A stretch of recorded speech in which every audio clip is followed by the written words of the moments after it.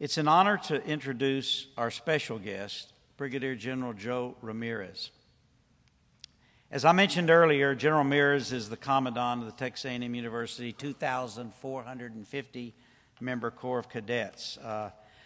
When I was the Vice President of Student Affairs here, I don't know how many calls I had from other Vice Presidents throughout the country, particularly in the Southeast Conference, saying, how in the world does a Tier 1 flagship public university, research, teaching-oriented, get 2,450 young men and women to come to this campus, strap on a uniform, and wear it 5 days a week?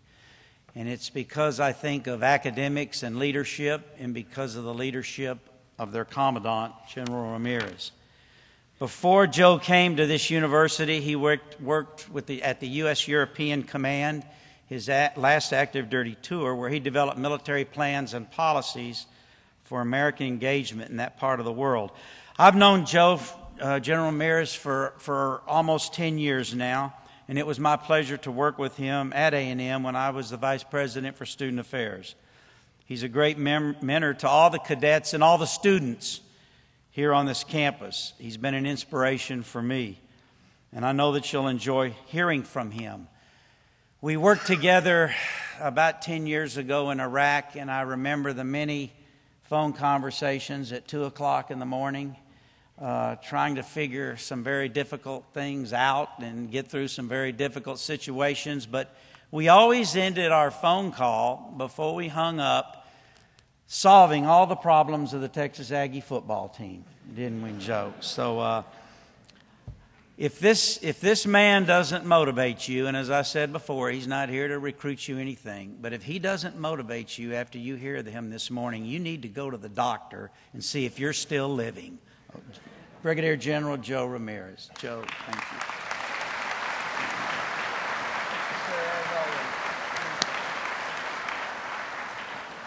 Howdy. After that introduction, I'm just going to stand here and try to look good. Well, welcome to Aggie Land. It's great to have all of you here, and I got to tell you, I'm humbled by the quality of the men and women sitting in this room and what you represent for our state and what you do for our state every day. And I'm just a humble soldier. I served our country for 31 years after graduating from this great university, and it's great to be back in Texas, but more importantly, great to be back among Texans. You represent excellence in everything you do every day. And I'm proud to be back to be a part of this state again and be among great Americans and great Texans like you. I'm going to talk a little bit about leadership today because in my humble opinion, you're all leaders. You're leaders in our communities and in our state. And as I mentioned, I served for 31 years, had a chance to lead troops all over the world in a variety of situations. I don't claim to be an expert at this at all. I have a way, not the way. But I'm going to talk a little bit about leadership and a little bit about what you mean to our communities and our state and why you're important to all of us and what you've got to do every day to continue to represent not just TxDOT, but our great state and everything that you do. First slide. And I show this slide to our young people who are getting ready to graduate, and I talk about why leadership's important. Still, the number one thing employers are looking for in new employees out there, leadership. A lot of other things that go along with that, but without a doubt, leadership is still number one. And you represent that every day, not just in what you do, but also in developing the young people coming up behind you. Because TxDOT will go on and go on and go on, as do many other organizations in our state and our nation. So leadership's important, and you represent leadership every day in what you do. You may not realize it, but you do every day. Next slide. Now, there's a lot of great quotes out there about leadership, and I know that most people think that because I'm a military officer, I'm going to have a quote by some dead general up there. Not what I did. This is Franklin Field, and I like this quote because I think it represents and captures the essence of what leadership's all about. And I break it down to something that one of my favorite bosses recently told me, and that's the 4 No's. Not the 4 N-O's, but the 4 K-N-O-W's. Know yourself, know your people, know your job, and know your priorities. Know yourself, know your strengths and your weaknesses, and what those are. And we've all got them. How do you maximize your strengths, and how do you minimize your weaknesses? Know your people. Know who your strong horses are and know who the people are you got to kick in the butt every now and then to get things done. And know your job. You need to be an expert in your field. Know your job and know it well. In my business, you have to not only know your job, but the job of the person over you, because there may come a day when you have to step in at a critical time to take over because he or she is no longer there. And know your priorities, because on any given day, and most of you probably already know this, there's 185 important things to be done that day, and you can't do them all. The best thing you can do for your people is say, okay, today we're going to get these 3 things done, and we're going to do it well. Know yourself, know your people, know your job, know your priorities. And that last one's really important too, and that's being able to keep a clear head under stress. I guarantee you there's not a single person sitting in this room that hasn't had at least one stressful day in your job with TxDOT or whomever you've worked for prior, where you've had to kind of dig down deep and figure out how you're going to get through it. Not just for you, but for your people. And that's important, because in the business I was in the business General Weber was in, you face this virtually every day, especially in places like Iraq and Afghanistan. And if you as a leader can't deal with this, your people will find out quickly and you'll fail. Period. Next slide. Anybody know who this is? Sully, a Texas boy from Denison, Texas. Graduated from the U.S. Air Force Academy in 1975. Went on to fly F-4 Phantoms from the U.S. Air Force. Finished up with the Air Force in 1980. Went on to fly for U.S. Airways. And in January 2009, he was the pilot for Flight 1549, leaving LaGuardia Airport, headed for Charlotte, North Carolina. And not long after that plane took off, it hit a flock of birds and knocked out both engines. So here's Sully piloting a plane several thousand feet above the earth with 155 souls on board and no power to that plane. Had that been Joe Ramirez piloting that plane, you would have heard, oh my God, we're all going to die. Where are the parachutes? How do I get out of this? If you listen to the tower discussions between Sully and the tower's like, okay, we're going to divert you to heading 1, 2, 3, 4. We're going to get you over to this airport. We've already got emergency crew standing by. We'll get you to make an emergency landing there. Sully comes back and goes, I'm not going to be able to do that. I don't have any power. I'm not going to be able to get in that heading. I'm going to have to land in the river. And that's about as excited as his voice got in those recordings. Sully took that plane, landed it in the Hudson River. The doors pop open. 155 people get off that plane. Sully walks up and down that plane twice to make sure that everybody got off before he got off. That's leadership. That's keeping a cool head under stress. 155 people are alive today because that man kept a cool head under stress. And I ask every one of you, the way I do our young people, how are you going to respond when your Flight 1549 moment comes? Because it will come. For some of you, it may have already come. When I talk to all these young people here at Texas A&M, I tell them, every one of you is going to have a Flight 1549 moment. How are you going to respond? My hope is you respond as well as this man did and show the leadership and the courage that this man did that led to saving 155 lives. That's leadership. Next slide. Golden rule of leadership. Now, I graduated from Texas A&M University in 1979, and my father, a retired master sergeant, was pinning my gold bars on with my mom right over here at G. Riley White Coliseum, which is no longer here. We shed a tear over that one when they tore that one down. And my dad said, son, let me give you one bit of advice that I learned over 22 years in the Army. He said, take care of your people, and your people will take care of you. And that served me well for 31 years in the Army, whether I was commanding an 11-man platoon or a 12,000-man division. Served me well throughout those 31 years. You are responsible for your people, and taking care of your people is your number one priority. Now, let me define taking care of your people. It doesn't mean coddling them, treating them like children.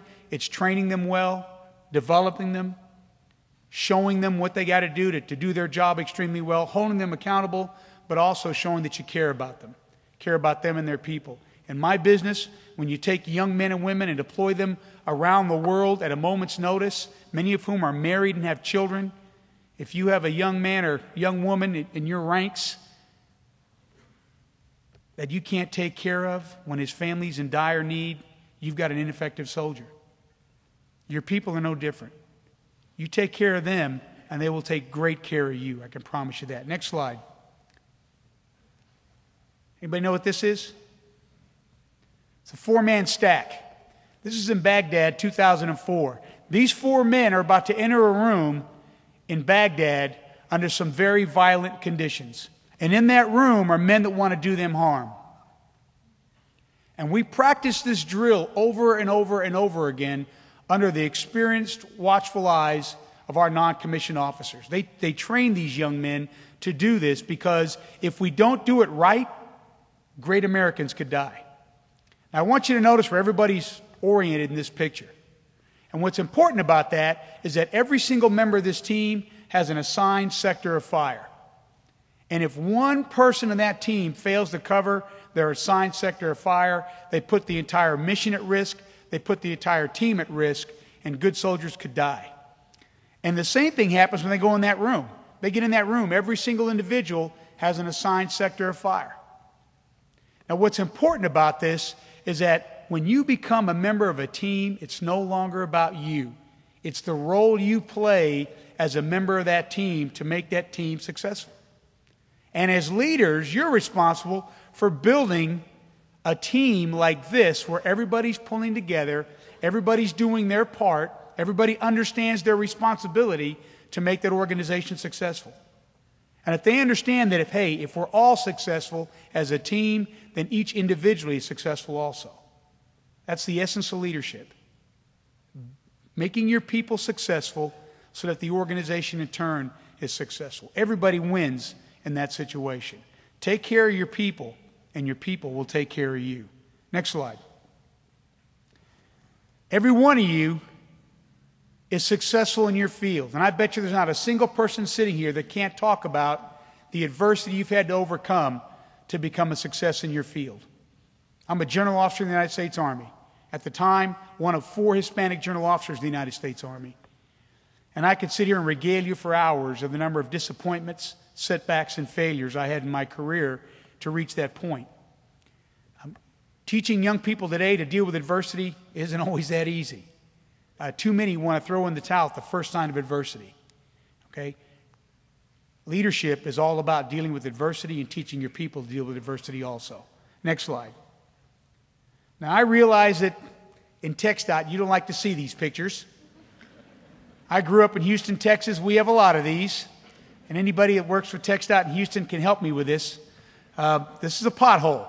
And I only throw this up as a kind of a reference because my first battalion commander said, Joe, the road to success is full of potholes. He wasn't referring to Texas, of course. But the road to success is full of potholes. And some of those potholes you'll see and you'll be able to swerve and miss them. But a lot of them, you're not going to see them and you're going to hit them. And if the ones you hit, some are going to slow you down. And some may even have to cause you to pull off to the side of the road to make some minor repairs. But what's important is you never stop moving down that road to success. You never let the potholes stop you. And the moral here is life is full of potholes. You're going to hit some potholes along the road. Don't ever let those potholes slow you down. Getting knocked down is life. Getting back up and getting back into the fight is living. Learn to deal with adversity and teach your people, especially these young people, how to deal with adversity because it's going to happen. We all have to deal with it to continue moving down that road to success. Next slide. My favorite quote from my favorite general. A positive attitude. Now, let me kind of frame this a little bit. You know, the basic combat element in the Army is the infantryman. And that pains me to say that because I'm an artillery officer. But the basic combat element in the military, in the Army, is the infantryman. And to make that guy successful, we give him all kinds of multipliers. We give him intelligence, engineers, artillery, close air support, attack helicopters. We give him all the combat multipliers we can to help make him successful, to ensure that he can overcome the enemy with overwhelming success. We call those combat multipliers. Well, you know, a positive attitude is a combat multiplier. How many of you guys have ever seen Winnie the Pooh? Every hand better go up because I know every single one of you has seen Winnie the Pooh. I've got 5 kids that still got the VCR tapes sitting in my house. All right? Now, in Winnie the Pooh, there's this little bitty donkey, kind of long, floppy ears, kind of walks along, a little black cloud over him, and, oh, well, it'll probably rain anyway. And his name is? Yeah, I haven't seen Winnie the Pooh. Eeyore. Well, guess what? There are people out there just like Eeyore, and you probably know some of them, you know. Oh, we're never going to make that deadline. We're all going to die. We're all going to get fired, you know. There are people like that, you know, and those people don't inspire confidence. They don't instill confidence in their people. They're not the kind of people you want to follow when the situation is toughest. A positive attitude is a combat multiplier. I deployed a battalion of 800 soldiers to the boundary between Kuwait and Iraq. And we got there, and it was hot. Hot. 130 degrees plus every day. Miles and miles and miles of nothing but sand. Nothing else out there. No 7-Eleven, no TV, no cold beverages. There was nothing out there that, you know, the great American soldier would have wanted at the time. Just miles and miles of sand. And every day I would walk my gun line and talk to my troops. How you doing? How's everything going? How you feeling? You know, how's the training going? And they'd look at me and say, "Sir, how you doing?" And my answer was the same every single time. It doesn't get any better than this. Doesn't get any better than this. Well, after about 3 months, it got a little hard to keep up that smile and that, you know, it doesn't get any better than this. For about 3 months, the soldiers say, "Sir, how you doing?" I said, "It doesn't get any better than this." And finally, some of my soldiers called me on it. They said, "Sir, come on. You got to be kidding me. It's 138 degrees outside. We've been here for 3 months now. It's, you know, this is getting old fast. How is it you can say it doesn't get any better than this?" And I looked at them and I said, "You know, this is what the American people pay us to do. This is what we get paid to do. And better we're doing it here than doing it on the streets of Boston or Kansas City or Houston or Los Angeles. You know, we're doing it here so our families can live in relative peace and security back home. That's why it doesn't get any better than this, because this is what the American people expect of us. This is what they expect us to do. So yeah, you're right. It doesn't get any better than this. And when I left command, my soldiers gave me a statue called the Commander, and it sits in my office today. And on the bottom of that base is a quote that says, "It doesn't get any better than this." A positive attitude is a combat multiplier. It'll work wonders for you and your people, because when times seem to be the worst, they're going to look to you for leadership. And man, if you're down, if you're letting it affect you, man, it'll affect them just as well. Stay positive for your people. Next slide. Anybody know who this is? Rick and Dick Hoyt, Team Hoyt. Now, Dick Hoyt is the father. Rick Hoyt is the son. Rick Hoyt was born with severe cerebral palsy, to the point where the doctors told the father and mother to institutionalize him because he'd never be anything but a vegetable. Mom and Dad wouldn't do that. They believed in God. They believed in themselves. They said, "Nope, we're taking that boy home. We're going to raise him as our own." And it didn't take him long to realize that while he didn't have the physical ability to respond to things, cognitively, he understood everything around him. He was sharp and he knew what was going on around him. At age 7, Rick Hoyt asked his dad, with a special machine they built for him, if he could run a race with him in support of a fellow student who wanted to run a race for a disability that he had. Dad had never run a day in his life. You know, Dad said, "What do you mean run a race?" And son kept insisting, so Dad said, "Okay," rigged up a special chair. It was a 5K race, 3 miles, and they went out and ran that race. Since then, they've run over 120 marathons, to include 30 Boston marathons, and they've run 12 Ironman triathlons. Now, if you don't know what the Ironman triathlon is, it's held in Hawaii every year, and it's like a 2.5-mile swim in the ocean, followed by a 120-mile bike ride, followed by a full marathon, 26.2 miles. Done 12 of those. That is a positive attitude.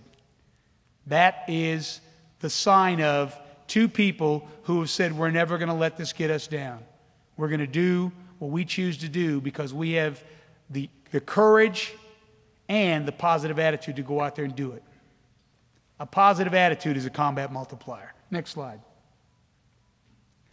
Don't ever forget that as leaders, somebody's always looking at you.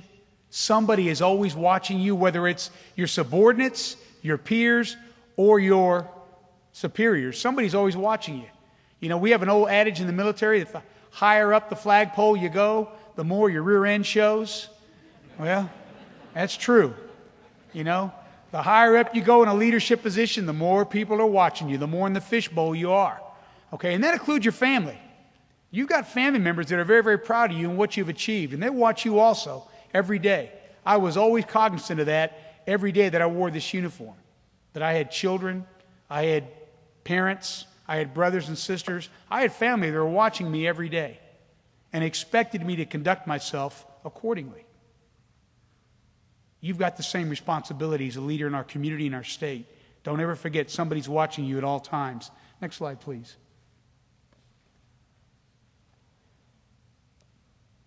Next slide, please. There you go. This picture is pretty special to me.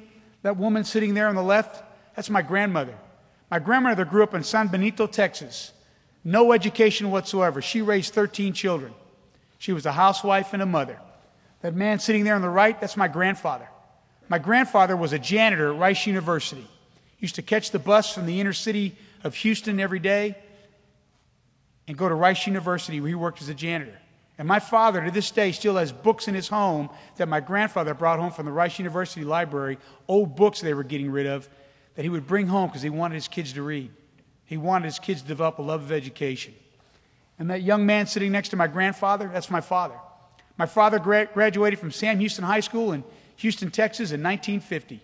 3 days later, he joined the Army, was going to get out of the inner city, was going to go out and see the world.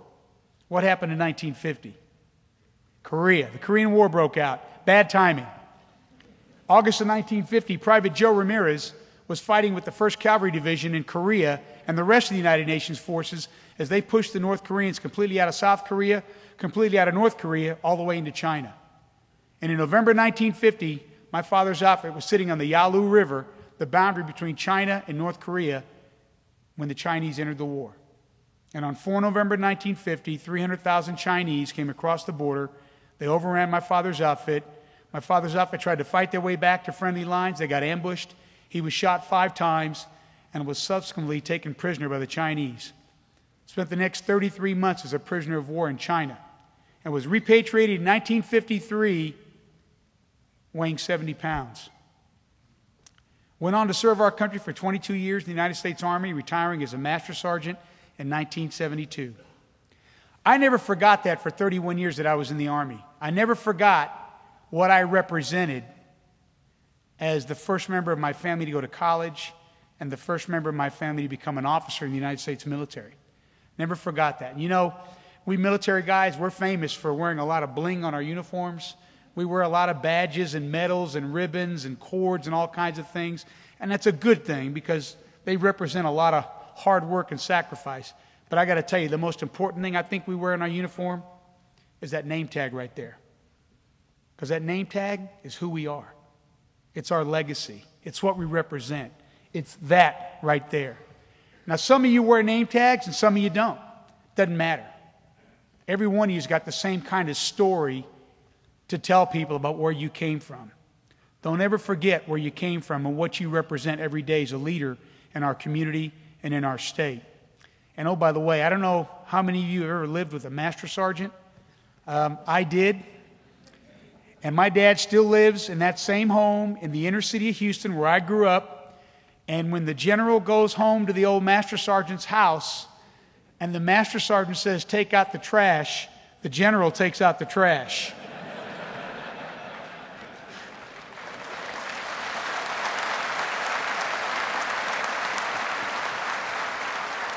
Next slide, please. I put this up here. I use this as a quote that I talk to parents about and I talk to young people about when I talk about the state of our country today as I see it. This is in a quote from Theodore Roosevelt that he gave to the graduating class of the U.S. Naval Academy in 1910. And I use this quote today because I think it's as relevant today as it was back then. This is no longer a time for us to be producing merely average or good citizens. We need great citizens. We need great leaders. Why? Well, tough times for our country today. We've been at war for 13 years. 13 years. A war I participated in and a war my son participated in. He just got back from his third deployment to Afghanistan. We're suffering through the worst economic crisis our country has seen since the Great Depression of the 1930s. And politically, we are as divided a country as we've ever been. You're either far left or far right. You're either eating at Chick-fil-A or you're not eating at Chick-fil-A. Tough times for our country. I eat at Chick-fil-A, by the way.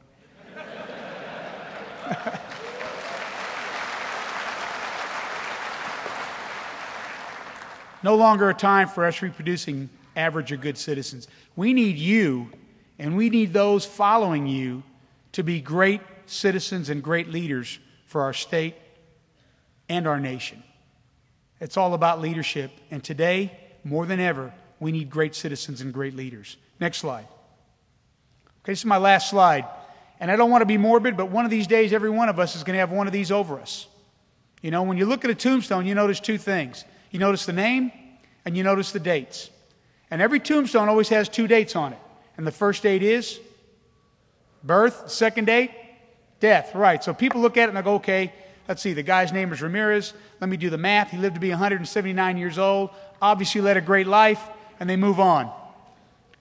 Everybody looks at a tombstone, always overlooks one little thing on that tombstone, and that's that line between those two dates called the dash. And why is that dash important? Well, that dash represents every day, every week, every month, and every year of your life between that first date and that second date. That dash is your life. And so I'll ask you the way I ask all my young cadets getting ready to graduate, as they get ready to walk out the door and get out there and take their place in our world, how are you going to live your dash? What are you going to do with your dash? One of these days, when they put one of these over you, what are people going to say about your dash? I'm on the backside of my dash, but I got to tell you, if they put one of these over me tomorrow, Joe Ramirez can say unequivocally, I'm pretty happy with the way I live my dash. I grew up in inner city Houston. I got in trouble as a young man, got a chance to come to Texas A&M University, be a member of the Corps of Cadets in the Fighting Texas Aggie Band, got a chance to become a member of the United States Army, served this country for 31 years, been all over the world, seen things and experienced things that I never would have imagined I could have done. And now I've got a chance to give back to this great university that gave me all kinds of opportunities. Pretty happy with the way I live my dash. Hopefully, all of you as leaders in our state can say the exact same thing. How are you going to live your dash? I'm going to close with one quick story, and I'll try to get through this pretty quickly without getting too emotional. Every soldier that dies in Iraq and Afghanistan, the Army assigns a general officer to preside over their funeral. And when I became a general officer, I was working at the time as a deputy commander for a guy by the name of Dave Petraeus. And I got a phone call saying, we need you to preside over a funeral for a young lieutenant killed in Karbala, Iraq. And I said, honored to do so. And they sent me all the details on him. He was a West Point graduate from Verdun, Nebraska. He was the oldest of 3 sons for this family. The second son was a junior at West Point at the time. The youngest son was in junior high. This young man had graduated from West Point, became a field artillery officer. As I mentioned, I'm a field artillery officer, as is General Weber. Wound up serving with the 82nd Airborne, went to Iraq, and was killed in action in January of 2007. So I get the call to go be the presiding officer over his funeral. So I go to Verdun, Nebraska, heartland of America, small farming community, Verdun, Nebraska. I get there, it's January, freezing cold, snow on the ground, about 8 degrees outside. I go into this small farming community. In the center of town is an arena where they show cattle and horses. That's where they're going to do the memorial service. 500 people were there for that memorial service. 500 people, including the governor of Nebraska, the lieutenant governor of Nebraska, and at that time, Senator Chuck Hagel. All there to honor this young man. So I go in there, beautiful ceremony. At the end of that ceremony, I've got to hand that family that young man's medals. And it was tough for me to do that, I got to tell you, because at the time, I was the father of 2 soldiers. And I couldn't imagine the pain and anguish this family was going through as I handed them those medals on behalf of the Chief of Staff of the Army and the Secretary of the Army. I got through that, and then I slid out the side door to get in my sedan because I had to go out to the gravesite where we're going to do our final military honors. And the gravesite's about 2 miles away. Again, freezing cold, snow on the ground. I get in my sedan, and we head out to the gravesite. All along the side of the road, on both sides of that road, all the way to that gravesite, are men, women, and children holding American flags. And I got to tell you, I got a lump in my throat, and I looked at my aide-de-camp. I said, you know, you'll never see this on the 5 o'clock news, but we should. Because this is our country. This is what makes our country great. That regardless of your political affiliation, you come out in this kind of weather to honor one of our own that paid the ultimate sacrifice for all of us. We get out to that gravesite, everybody comes out there. Freezing cold, they're all out there. There's an honor guard from the 82nd Airborne there. We go out there, they do the 21-gun salute. They play taps. They take the American flag off that young man's coffin. They fold it. They hand it to me, and my last official function is I've got to hand that flag to that mother. And normally when you do that, you say something along the lines of, on behalf of the President of the United States and a grateful nation, we present this flag to you in grateful appreciation for your son's service to our country. Something along those lines. I didn't do that. I got on my knee in front of that mother. I handed her that flag, and I said, ma'am, I know there's nothing I can say that can assuage the loss you must feel right now. But I hope you know how grateful we are as a nation for the sacrifice your family has made for all of us. And I hope that when you see this flag, you'll remember what a fine young man you raised and how we as a nation will always be in debt to him for the sacrifice he made for all of us. And that mother at that moment, a moment I couldn't even imagine as a father, looked at me and said, General, thank you and all of our soldiers for what you do for us and our country every day. And don't you worry, I'm going to keep sending you my sons. Well, rule number 1 is generals don't cry. Okay, well, I had a bad case of allergies that day. Had to get up and walk away because, of course, I'm representing the chief and the secretary. I had to get up and walk away because those words haunted me. It's pretty tough for me to hear those words as a father, especially the father of 2 soldiers. Well, fast forward to 4 years ago. I'm the commandant here, and I'm welcoming all the new cadets coming in. I'm getting to shake their hands and find out, where they're from and, what they're going to major in, what outfit they're going to be in. Up walks this big strapping young man. I shake his hand. I say, how you doing there, young man? He goes, I'm doing great, sir. I said, what's your name? He goes, Ethan Fritz. I said, great to meet you, Ethan. I said, where are you from? Verdon, Nebraska. I went, Verdon, Nebraska? I said, what'd you say your name was again? And about then I looked to his right. There's that mother. Bad case of allergies that day, too. Got to tell you.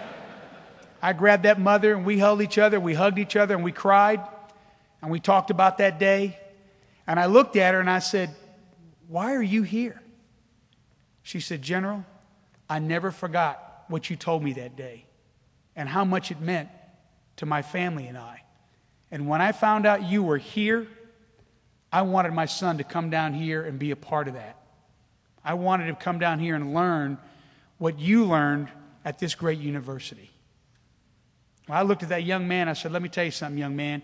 If we bring in 800 freshmen and 799 of them quit, you ain't going to be one of them. I said, I will follow you to Verdon, Nebraska and drag your butt back here.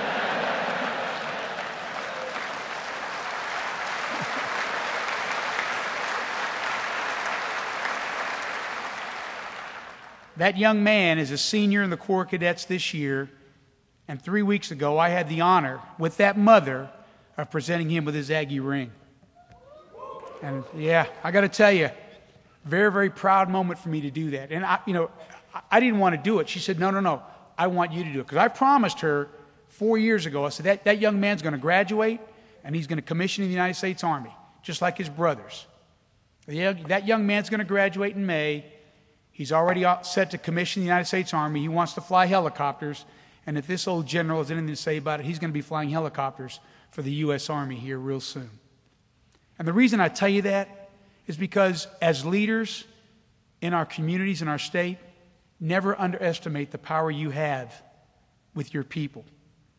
How the smallest thing can go a long way with your people. A kind word, a pat on the back to say you done good, a handshake to say thank you, a card or flowers when they're in the hospital. The smallest things go a long way. Why? Because you're leaders. And that's what leaders do. You take care of your people, and your people will take care of you. I thank all of you for what you do every day for our communities and for this great state of Texas. God bless all of you. God bless the great state of Texas, and God bless America. Thank you very much.